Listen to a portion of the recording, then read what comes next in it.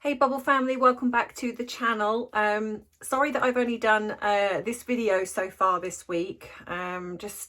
Lifetime has got away from me, and as much as I try to, I'd like to try and do 2 to 3 videos a week. Working and just stuff gets in the way, and then on top of that, which I've said before, and I know some of you get tired of me talking about it, but I know that there are some of you ladies out there that also really struggle. So I just want to give a big shout out to anyone who's going through the menopause, because this really is no fun at all. And for me, it's it's not great. It's really not great. I'm so tired, and and then on top of that, you know, I also struggle with a condition as well. So it's, trying to juggle everything can be challenging at times. And as much as I'm very grateful for days when I feel great, there are days when I don't. And unfortunately, this particular week has been a little bit challenging for me. But that being said, I wanted to come on today because I wanted to chat, which I haven't talked about, the fact that the young lady who Prince Harry decided to out in his book, as to losing his virginity to, has obviously come out and spoken out. And I had to contain my frustration and anger. I will discuss that in the video. So yeah, if you don't know what to do by now, grab your drink of choice, whether it be tea, whether it be coffee, whether it be a latte, whether it be a nice glass of water, sparkling or still, because perhaps you are detoxing still, or you just really enjoy drinking water. I do, as long as it's bottled. But as you know, most of the time I do drink it with my cherries and berries. And I love the fact that so many of you are coming out saying, I've been now drinking this, or I have found it somewhere else. And, you know, and so it's wonderful, and I love it. So thanks to you guys. I just love reading the messages. But maybe you would like to add a little something to that drink of choice, because as I say, and my flag behind me says, it is 5 o'clock somewhere. So let's grab that drink and dive right in.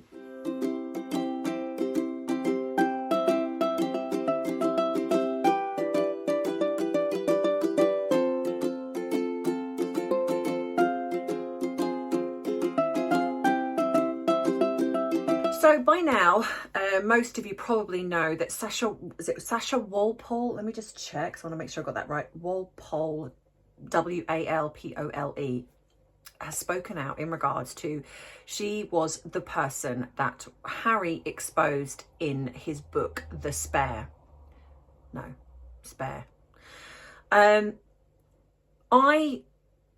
I had a couple of reactions. Firstly, I had my initial reaction when I was reading some of the book, and I haven't read all of it because actually, to be honest, I find it a very negative read. I find it quite a triggering read, especially because it feels to me that what we're seeing here is actually quite a misogynistic person. And this whole thing, which I've said before, I actually do not believe he has any respect for women. And so this does bring up something for me. And I know a lot of you who I've spoken to have actually been quite triggered by his book. And to be honest, quite triggered by the pair of them. So she's obviously come out now because she's felt as if she's been pushed into a corner, because Prince Harry, who wants everyone to respect his privacy and Meghan Markle's privacy, but doesn't feel that that rule applies to him. He feels that it's okay to not only expose other people's privacy, but also lie. Because the way he's portrayed this in his book is this much older woman almost took advantage of him, and I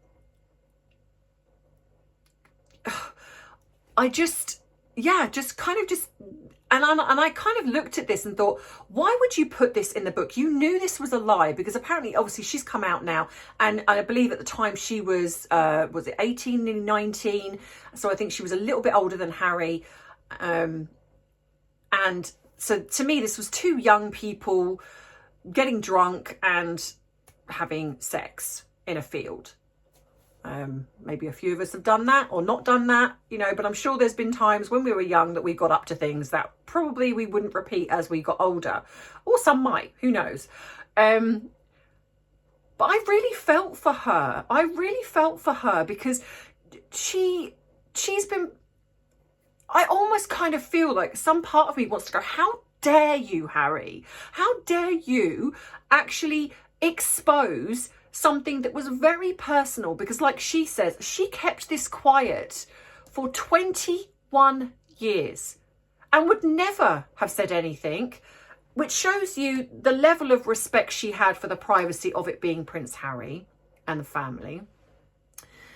But for some reason, Harry decided to put this, really a non-story, in his book.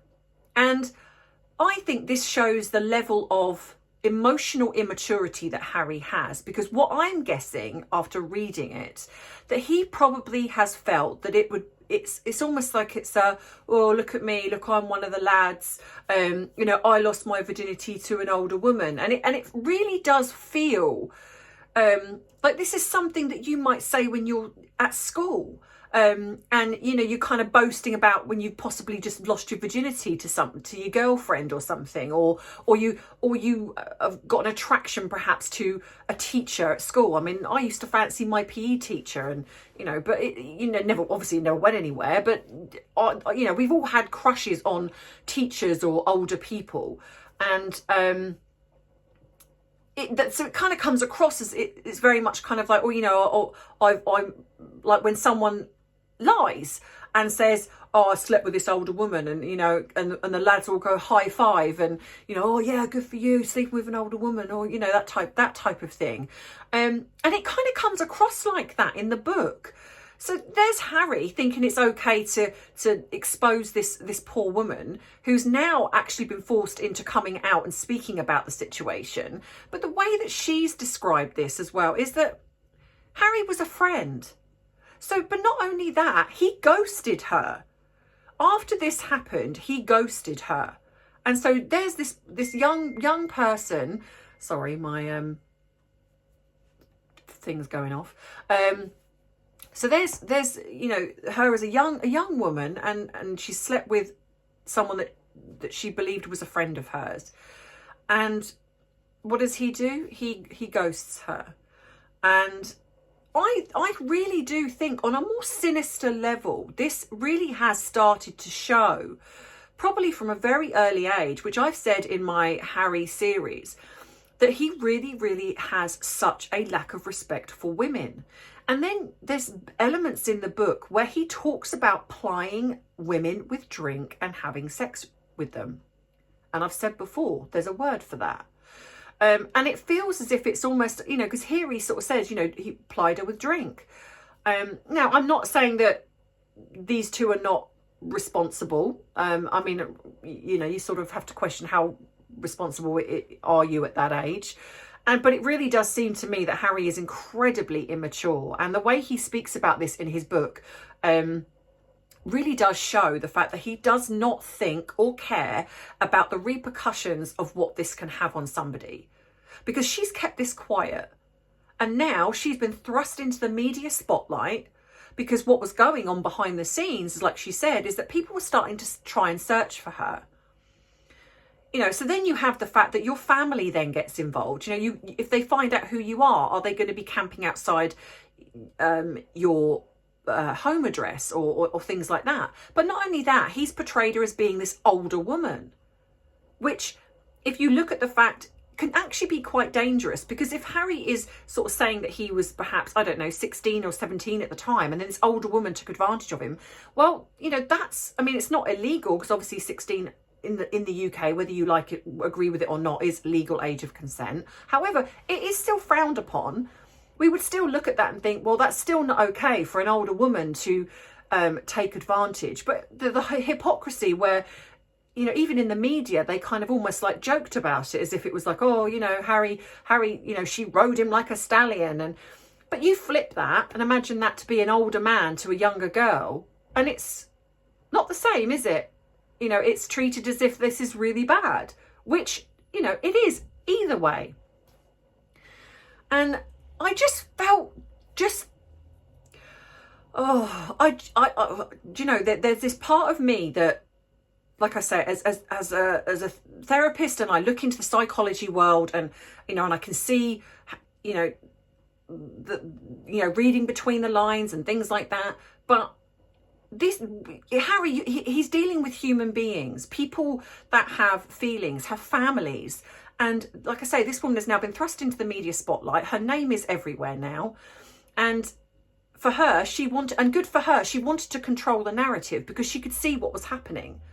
You know, in her own words, she was absolutely stunned and shocked that Harry felt the need to actually put this in his book. It's a non-story. You know, even if he'd have just said, oh, you know, I lost my virginity when I was, you know, I don't know, 17, 18 or whenever it was, you know, so what? But he made it bigger than what it was by lying and saying it was with an older woman. And I think that, like I say, that is almost as if it was to appeal to, you know, to make him seem like he was this big I am of somebody that, oh yeah, I lost my virginity to an older woman. How cool am I? And it's, like I say, it's incredibly immature. And I'm so sick and tired of the fact that I actually feel that the media a lot of the time do not do their research at all. Because it seems to me that all these lies that have been exposed, even if they're mentioned by, say, Piers Morgan, Dan Wootton, Sky News Australia, it doesn't go anywhere. It's like it's mentioned and it just kind of fades into nothingness. And the only reason it kind of stays in the media a lot of the time is because people like us, the YouTubers, we won't let it drop. Or certain, like I say, Dan Wootton or GB News or Piers Morgan won't let it drop. But everywhere else, kind of just like, oh, we'll just push that under the rug. You have got a man who has openly admitted to plying women with drink, getting them drunk and having sex with them. And yet people bypass that as if it's nothing. Why? Is this the world that we now live in, where this type of behaviour is, what, because he's a prince of a country, it's okay. It's good old Harry. You know, when he exposes himself and playing naked billiards. Oh, it's good old Harry. But actually, I think there's something a lot more sinister going on here, where he just, he doesn't care about anybody else but himself. And this is why, when I've spoken before and I have said that this is why I believe these two are not together as in like romantically, this is because you have someone like Harry who is deeply selfish, damaged, emotionally immature, zero respect for women person.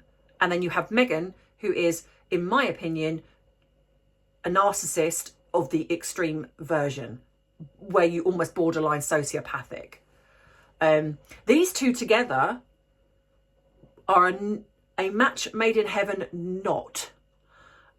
So this is why I believe initially it would have been very sort of explosive sexually, and they would have been putting their best face on and everything else, but it would not take long for the cracks to show.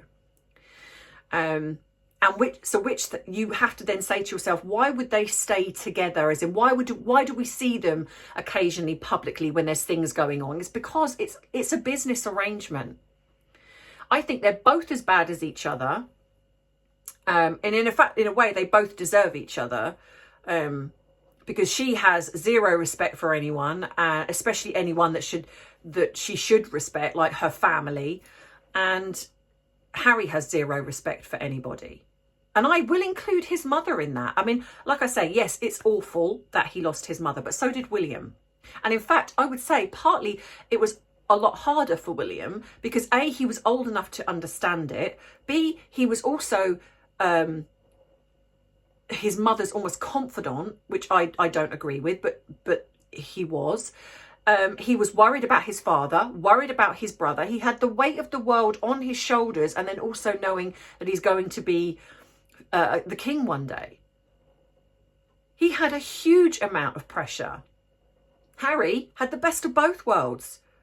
He had all the trappings of royal life and the money and the luxuries and everything else that went with it, where he could meet the rich and famous and jet here, there and everywhere on private jets, or go on these holidays and and you know, and not really do a lot, but he didn't have all the pressure of being the next in line to the throne. So this whole thing with Harry of like, oh, you know, cry me a river, you know, I'm the spare, and I was just I was only born just in case anything happened to William. Oh please,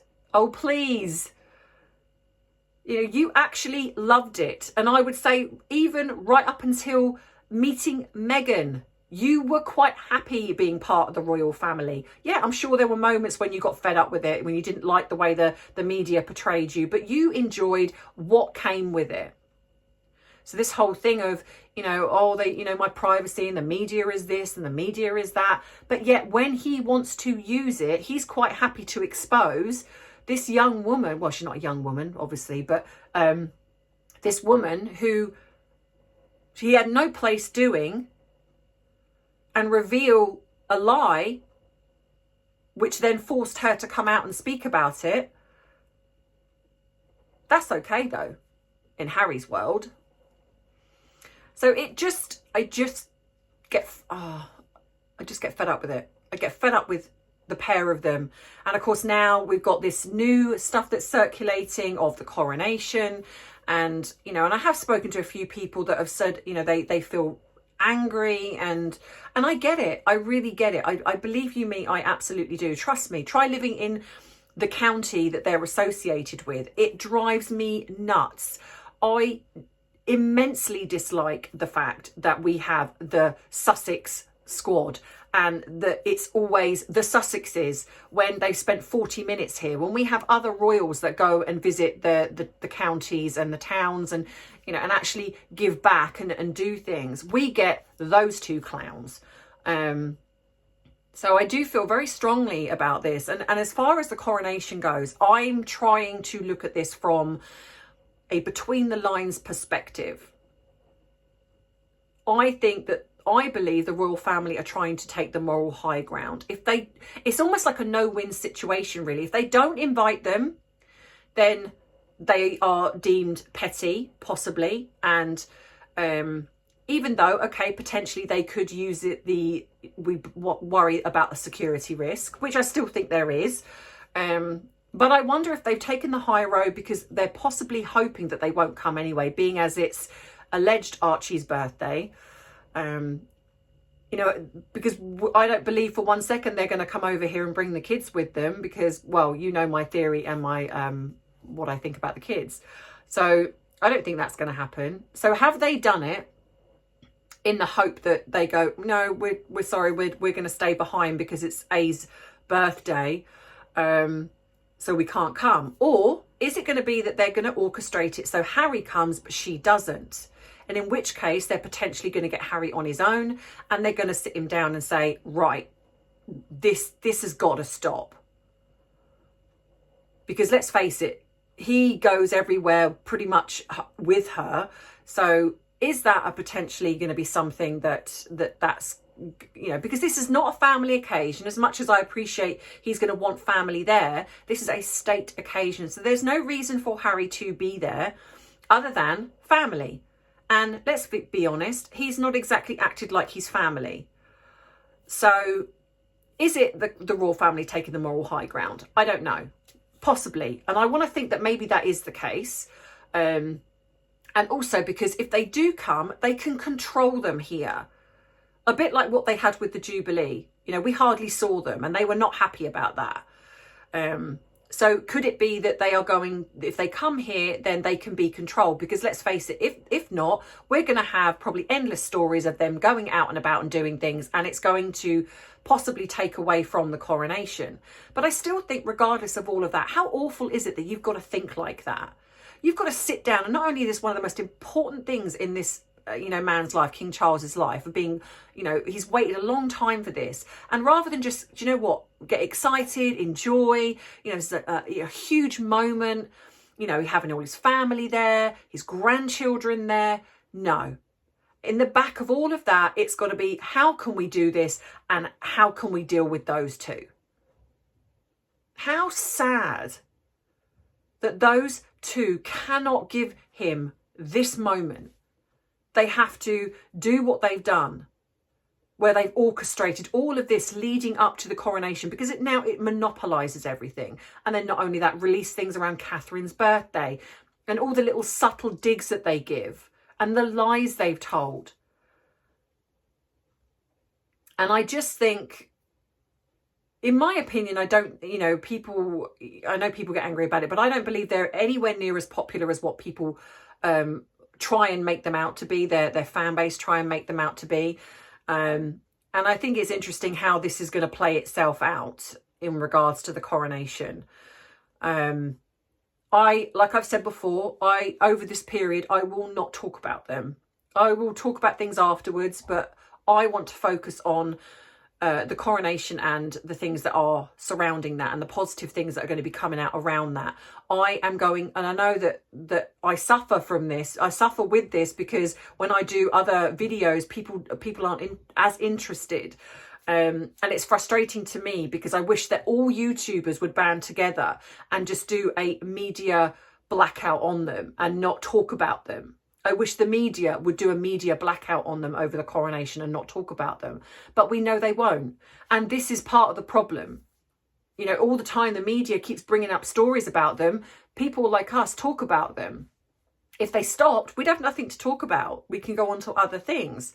But unfortunately, here we are. So, yeah. So, I don't know. So I just wanted to come on and have a little bit of a rant. And like I say, and I am sorry that I've not done many videos this week. I will be back to my normal form hopefully next week. It's just been a bit of a just crazy week. And I was at my parents' at the weekend and sort of spending some time with them. So I hope that you've enjoyed this video. Let me know how you feel. Are you with me on this? Are you angry about all of this? Are you frustrated and fed up with them and everything else that goes with these two? Always put your comments below because I love reading them and I do try and read as many as possible. As the channel grows, it's hard to keep up, but I do try and get to you, and I do try and get to the email. So thank you to everyone who is writing into me. I may not always get back to you, but I do try and read every one of them. If it requires a response, I will come back with a response when I can get to you. I am a little bit behind as always, but I do try and get there. If you like this video, please give it a thumbs up. If you haven't subscribed to the channel and you'd like to not miss future uploads, then please think about subscribing.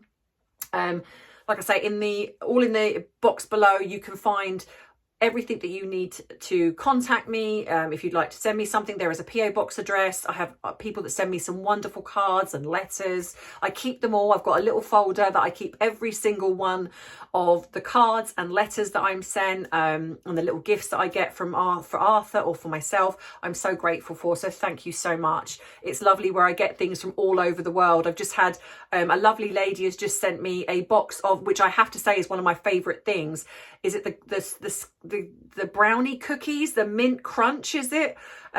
She's ex, and I want to say thank you so much for your service. She's I believe military, and she sent me a box of these biscuits and some American candy, and some little bits. So thank you so much. I love opening these. It's like Christmas for me, and I get so excited. So thank you to everybody who does send me things, and the little personal letters that you send is more. I love those more than anything. So everything there is in the box below. If you haven't joined up as a member yet, please think about doing that, because what that does, and people have asked me what's the point of being a member. Well, the point of being a member is that you are helping give back to people that I help outside of the channel. So with regards to people that struggle financially, I help give free therapy, so they don't pay me a penny. Some might pay a donation to the channel if they choose to, but they don't have to. I also answer people via email. I give people free hour phone calls when I can fit them in. I communicate with people, and I try and give tips and advice if they're struggling with things, all at no cost to them. So what that does is it kind of helps me keep doing this, because as you know, when you're running things like this, it's hard to do that whilst you're working a full-time job. So the more support I get and the more this channel grows, the more I can scale back on my paid clients, and I can then start helping people that really struggle financially, because I believe that therapy or mental health support should be for everybody. So if you want to be part of that, by paying it forward, you can join up as a member, and it's not expensive. It's $2.99. And so you also get a shout out. But I will say, and I'll be completely honest, I'm very behind, and I know I need to do that. But unfortunately, when I do it, I forget to do the names. And so every time I go to do a video and then I talk about it, I'm like, I haven't done the names again. Please, just bear with me, my menopausal brain.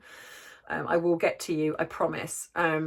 So yeah, so there's all those things that are going on, and there's merchandise that you can purchase as well, and all the proceeds from that go towards helping others as well. So yeah, so that's it. So I hope you've had a good weekend, a good week so far, and I will see you in my next video. And as always, as you know, I love you, I appreciate you, but most of all, I respect you. So take care, Bubble family, and I'll see you very soon. Bye bye.